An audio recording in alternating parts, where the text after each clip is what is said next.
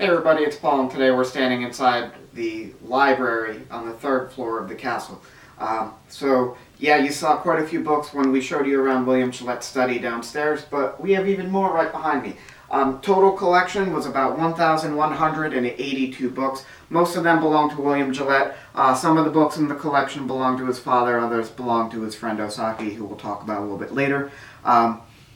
But everything that you see behind me is original to his collection. Now, between the study downstairs and this room, we have about half of Gillette's book collection visible. Now, as far as what's in here, virtually everything.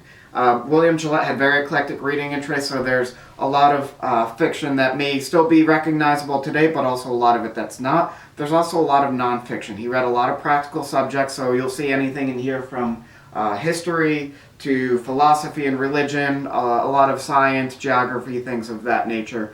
As far as the oldest book in here, as far as I know, the oldest book that I've seen dates back to about the mid-1850s. It was one of the books of Senate documents from Gillette's father, who served in the U.S. Senate back in the mid-1850s.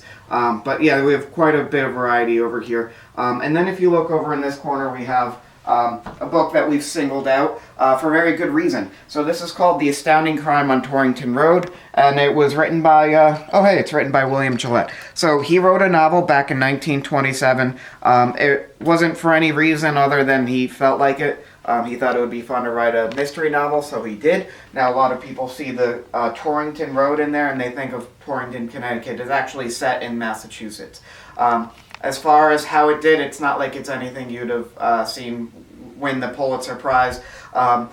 It didn't sell phenomenally well. The reviews were so-so, but William Gillette didn't mind. He just really wanted to write a book just for the fun of it. Over on the wall, we have some paintings from Gillette's career in the theater. Now, these pictures are all of him portraying different characters in his different plays. The one common factor is they're all by the same artist, Pamela Coleman Smith. Now, she was a friend of Gillette's from the theater. She did a lot of work with the visuals, so costuming, set design, things like that. She also designed the graphics for playbills, and some of these pictures did make it onto the programs. A lot of people know her today as one of the illustrators of one of the foremost decks of tarot cards. And then the other thing that we have in here is we have a display case right here in the center of the room. Now, obviously, William Gillette wasn't a weirdo with display cases in his house.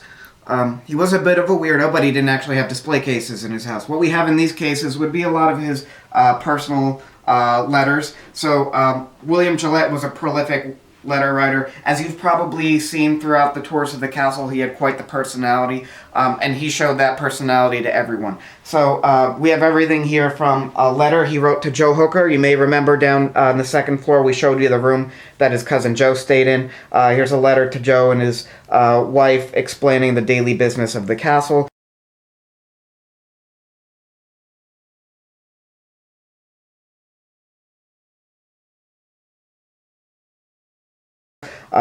We have a handwritten letter to one of his neighbors where William Gillette was just inviting her for tea.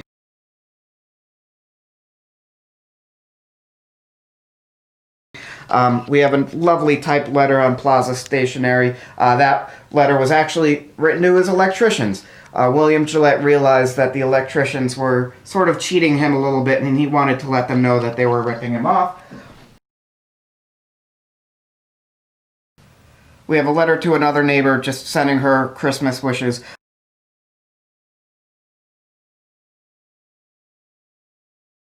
And then we have this adorable letter written here to the niece of Gillette's housekeeper, who's turning 6, so he was wishing her a happy birthday.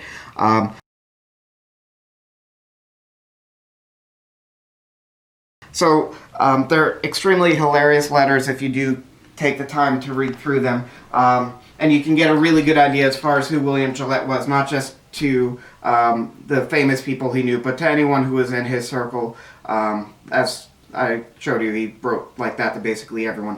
The other really notable letter that we have is actually right over here in this case. Now, William Gillette, of course, is best known as the original Sherlock Holmes. Now, in order to do that, he needed approval from Arthur Conan Doyle, who most certainly gave him the approval. And we have a letter here written to Gillette by Arthur Conan Doyle that's dated 1929, and Doyle was basically just thanking Gillette for doing such fine work with Sherlock Holmes and sort of bringing life to his quote-unquote anemic character of the page. So William Gillette did such a great job with Sherlock Holmes, made him extremely successful, which also made Doyle successful because he had the copyrights. So that meant that he got to make money off the play, which is what he wanted. So that's essentially what we have here in the library. So tune in next time. We'll show you some of the display rooms that we have down the hall and explain what we've got going on.